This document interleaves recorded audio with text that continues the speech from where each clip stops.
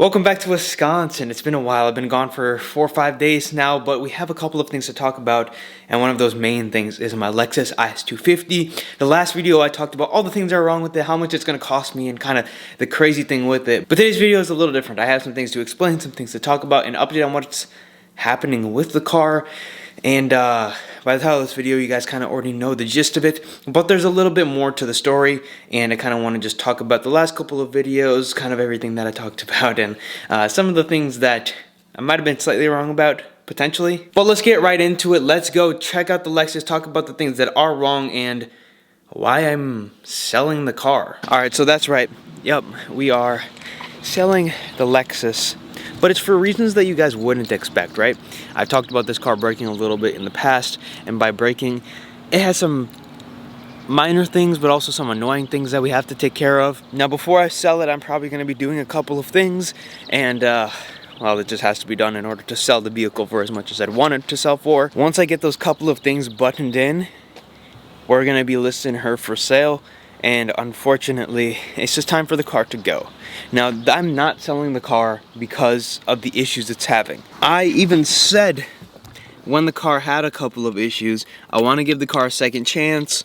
I want to give the car a real chance to kind of prove itself because of the previous owner's kind of neglections and whatnot, and the car kind of just falling on a mileage area where it's gonna have a couple of things go wrong, and I can totally accept that. It probably needs somewhere between $500 to $600 worth of work, and then she'll be mint again. There will be like smaller maintenance things that it's gonna need. Like I said, if I went to somewhere and wanted to get this car 100% sorted, it'll probably cost me like $5,000 or something like that. But in reality, like, not going to a dealership, not going to private shops that are going to charge me tons of money, doing the smaller things myself, or even paying some shops to do some of the smaller things, I can probably get away with $500 to $600 worth of work pretty easily and have this car running really good. Because in reality, it has new tires on it, the engine runs nice, the transmission shifts nice. It's just a couple of things that have worn, and whether it's worn just because of the age or because of the mileage or just, you know, it's a 15-year-old car at this point in time, things are going to start to go wrong. You just got to replace them, and that's kind of where it is. And I've said that before, it's an older car, it's starting to have a little bit of wear, and I've also said before I'm not going to sell it and I want to give it another chance, but the reason I'm selling it is not associated to anything that has gone on in the ownership of this car. There was always going to be a time when this car had to move on.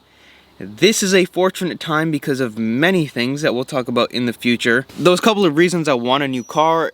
Number one, I don't necessarily need a car right now for the next couple of months, so there's no point in hanging on to it, paying insurance, and having it. On top of that, there's a couple of other different things that are changing, and I think this would be an ideal time to sell this car. I honestly do really like this car, and I think I might revisit this platform once again, possibly with the V8 version of this car, the ISF, but we'll check that out later. That won't be for quite some time. Daily cars come and go.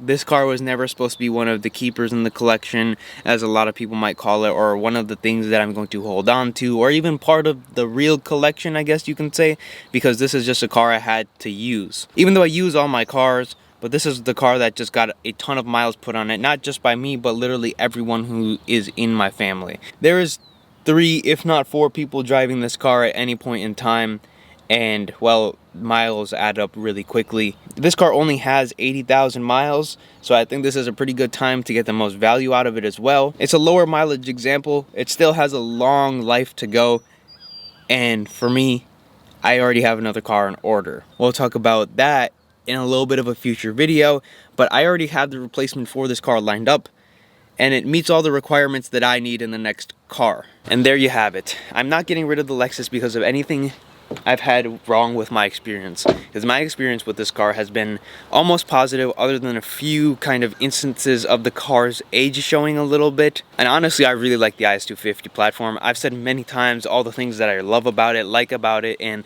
honestly, I think there's way more pros than cons in this car. It's gonna be sad, honestly. I really like this car. I did really like this car. I do still really like this car. It's still here, but the next replacement of it will make sense as to why I have to get rid of this car, because I kind of have to get rid of it for the replacement, because the replacement makes so much more sense in every single way for what's going to be happening in the future. A few minor things here and there will be fixed, changed, so that the new owner can have a positive experience. The dash like doubled or tripled the estimate of repairs, so that was kind of cheating on my end, and I even said that in the video that that's kind of cheating and that's kind of on me. But let's get this thing fixed, let's get this repaired, let's get it tidied up, and let's get it listed. And unfortunately, we're gonna have to let it go. You can't keep them all, and this is one of the ones that I would have to. This is the car that I would let go first compared to all the rest of them, and that's what we're doing to get something new. I'm probably going to show you guys the replacement for this car sometime next week,